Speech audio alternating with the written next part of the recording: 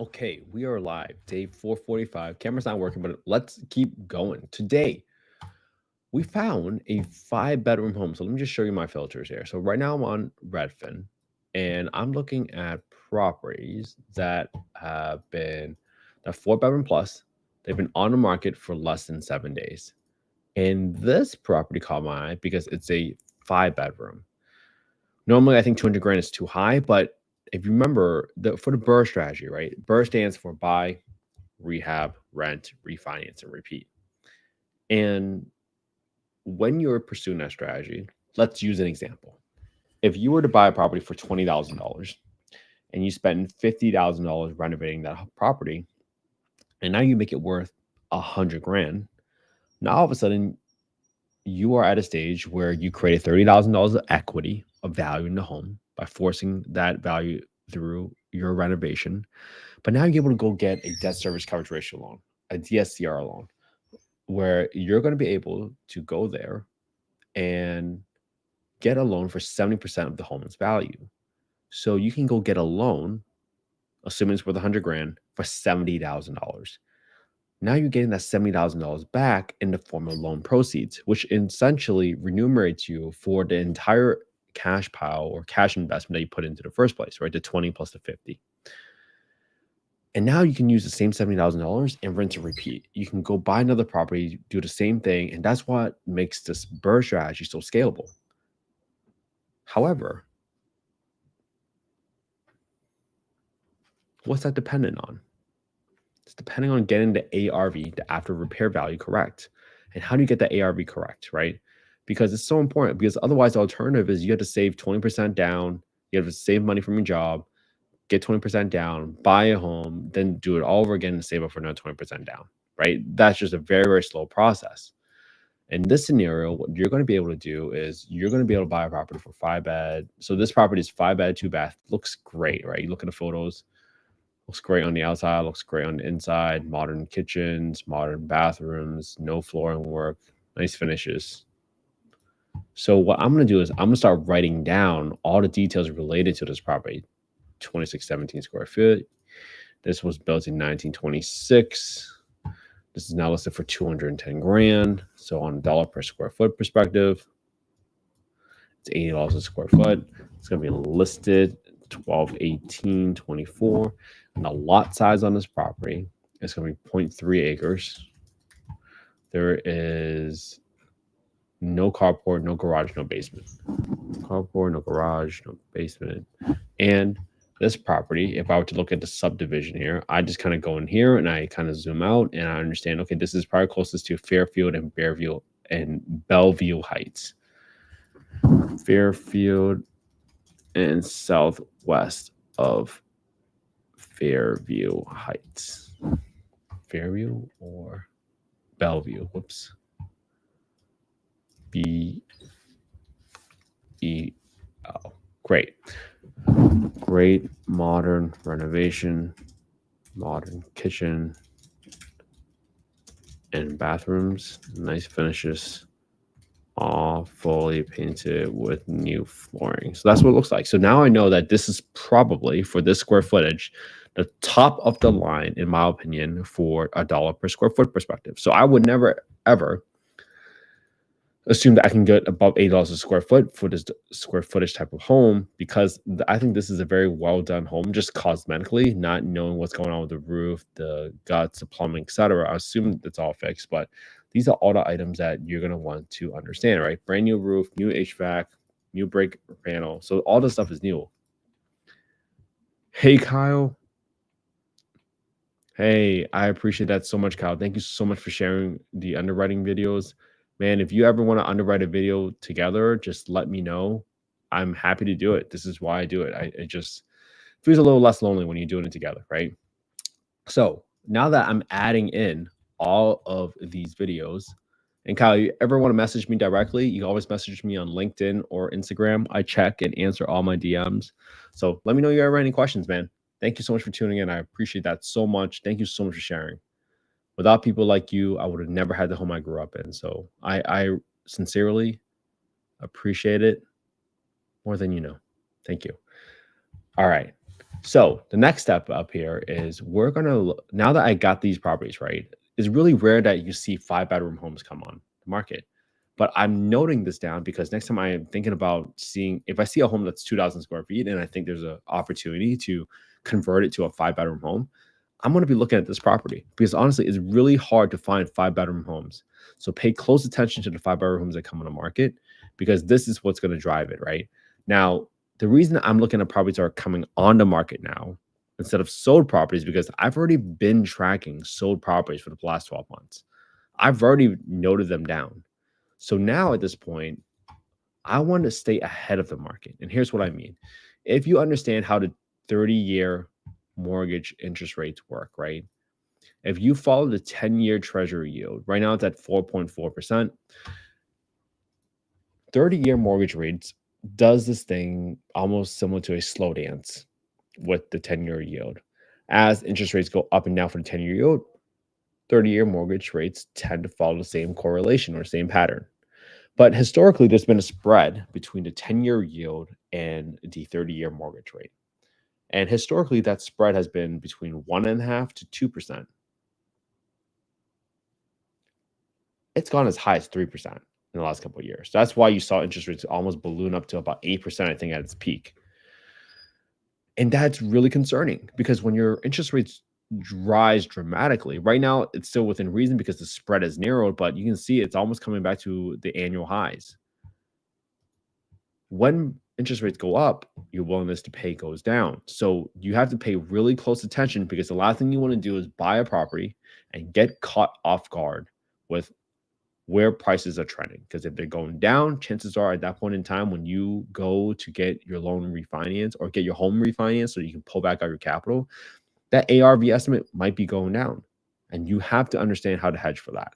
Now, for today, what I want to do is I want to just underwrite this deal for y'all to understand what do I need to buy a property for in order for this to be a deal, quote unquote. So right now I'm on affordablehousing.com. I went to the owner section. I went to the market rent estimator, plug in the address, the bedroom count, and I can see that for 5-bedroom homes within a 8-mile radius is 2,090. I think that's really high, to be honest with you. 8 miles is really, really high. Let me see if there are any properties on Zillow. There are 5-bedroom homes in this area. Let's see. 5-bedroom homes. It's going to be really tough to see. So in Fairfield, let's go here. Yeah, see right here, there's a 5-bedroom right here, 5-bed, 2-bath, 1,296 square feet. I mean, decent finishes. Let's see how long it's been on the market for. It's been on the market for 21 days, and there's only been 6 contacts, 0 applications. As a general rule of thumb, you really want to see that there is 1 contact per day on Zillow. Because if there's more days on Zillow and there's been less contacts, chances are 1, there's low demand, or 2, this is probably overpriced. And I've been seeing 4-bedroom homes at about 1,400. So this home, maybe 5-bed at 1,300 square feet, that might be a little too small, to be honest with you. So let's keep looking, right? There's another property up here, $1,600. It's been on the market for 13 days. Not that much bigger. 13 days on Zillow, 1 contact. Man, that is tough. That's very, very little demand for the 5-bedroom homes. Something you got to be careful about, right? Because just because you have a 5-bedroom home doesn't mean someone has a 5-bedroom voucher. And that's when things can tell. Okay, this is, again, slightly larger home, a little bit out, 32 days on Zillow, 7 contacts. Man, that is tough. It's tough to find these 5-bedroom homes. 5 beds. Look, this 5-bedroom has been on the market for 103 days and looks pretty decent. And it's 2,100 square feet, which is more closer to us. This has been on Zillow for 103 days for only 52 contacts. So for me right now, I would definitely not go above 1,500 because this property has been sitting at 1,550 for over 100 days. And that is not what I want to do. To be really, really honest with you, that's not it. It's not how you want to go about it. So I'm going to use $1,500 for my run based on the research that I just done. Nothing higher. Definitely nothing higher. Okay. Now this property is for 441 62nd Street. Let me set this spreadsheet up. And I'm doing this live, right? So excuse me, you guys. This is the whole point of it. It's not scripted. I do it out loud with all of you. So you can do it along outside with me. So it's natural. All right. So now I have this property for $210,000. My renovation on this property, probably minimal, especially if it's a new roof. I'm probably only going to be spending money to replace the toilets with high pressure flush toilets in this one, just because, man, if you ever got a clogged toilet call, it's probably $200 for the plumber to come out. If you want to replace that toilet at that point in time, it's probably another $200. And at that point, it's already $400. You might as well save the time and energy and just get that high pressure flush toilet to keep your time and energy back to yourself instead of wasting it on those stupid clogged toilet calls. I've never had a issue with clogged toilets once I put in the high pressure flush toilets. All right, so then I got $500 for landscaping, and I don't need any new roof repairs because it's a new roof. We can inspect it, but now that gives me total rehab only $1,700, right? So really, really turnkey. Now for my property taxes, I'm gonna get that right from the Redfin calculator. It's 46. That seems a little low to be honest. I'm gonna do $60 at the very minimum. Obviously, double check with your county assessor records before you close on a deal to verify your property tax amounts and the mill rates. Now, this is the home insurance is 163. So I'm gonna take that, I'm gonna multiply that by 1.2.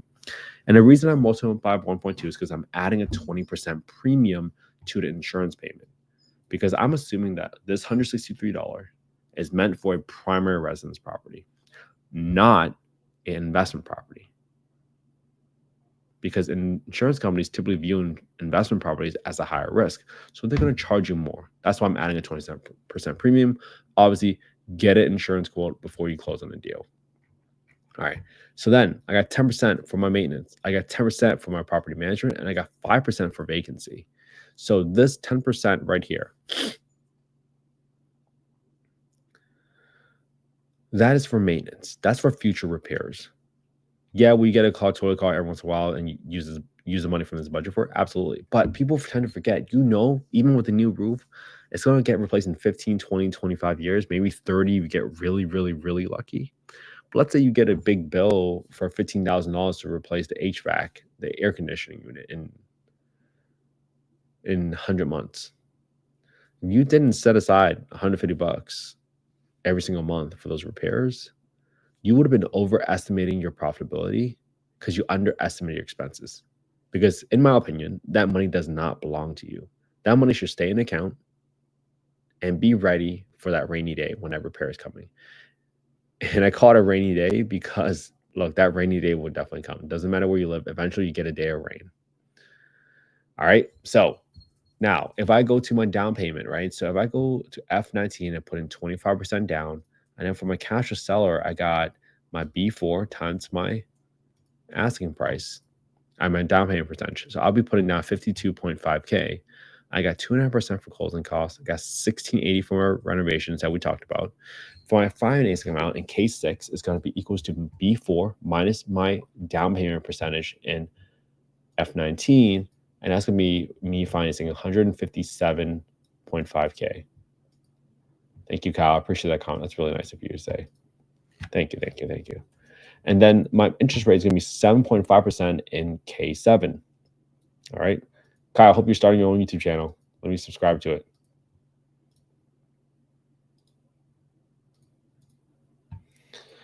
All right. The next thing I want to do is I'm going to look at this property and I'm going to write down all the scenarios now. So if I rent this property out as a 5-bedroom, let's zero this out because we don't need these numbers anymore.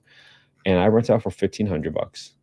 Assuming all the numbers make sense right now, I'd be negative $232 a month. And that's a minus 4.7% cash and cash return. Assuming I bought this property for 210 grand, right? With a 1,700 rehab, 25% down, 7.5% interest rate. Now, let's say you are targeting a 10% cash and cash return. Again, this is not investment. We're not soliciting any investments on this call, just showing you all how to update the levers so you understand exactly what would constitute a deal, quote unquote, right? So if you go down to 105 grand, oh, now you got 12%. If you got 115, now you're 9.6. So that still rounds up to the 10% target return. But that tells you now, hey, if I see another 5-bedroom home that I believe can get rented out for $1,500, I can cash flow $266 a month. That's a 9.6% cash on cash return, assuming I can buy the property for $115,000.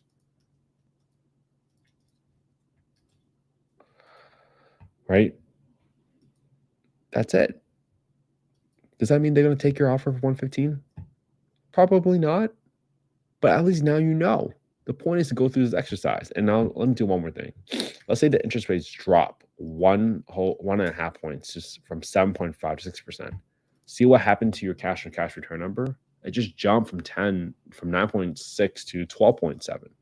So with it going down 1.5 points, now all of a sudden you can afford to pay 128, right? 1.5 points difference in the interest rate allowed you to get $13,000 more in quote unquote pricing power, affordability, whatever you want to call it, because of what that did to your numbers. I'll do one more scenario. Let's say for some reason the contractor that did this renovation did a shoddy job. You go in there and you realize that they cut corners and everything, and they all of a sudden they just didn't do well. So now all of a sudden, let's say your rehab goes up by about $30,000. You might be freaking out, right? Well, this is how you take the emotions out of the deal. If your rehab all of a sudden just jumped to 30,000, so you should always have an inspection contingency, and unless you have a really great contractor that gave you a bid already, because now all of a sudden you can probably only afford to pay $90,000 to achieve the same target return. Because now, as a 5-bedroom, if you can still rent it out, right, still has $1,500, that stay constant, you can cash flow $465 a month. That's a 9.9% cash on cash return.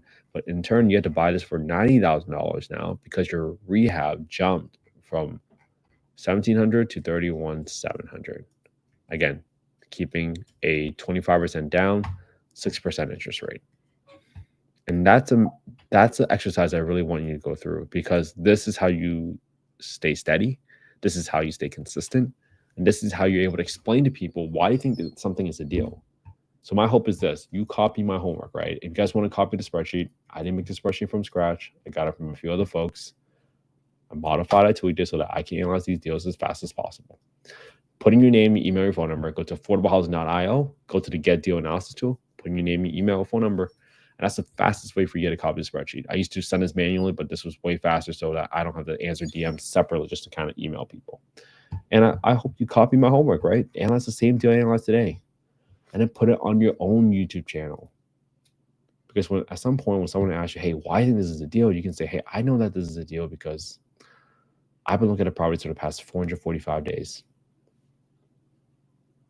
Might that give you some confidence? I certainly hope so. All right. Have an amazing day, everybody. I'll see you all tomorrow for 446, and maybe we'll cover some other topics. If you guys ever have any questions, leave them in the comments or send me a message on LinkedIn or Instagram. Have a good one, everybody. I'll see you all tomorrow.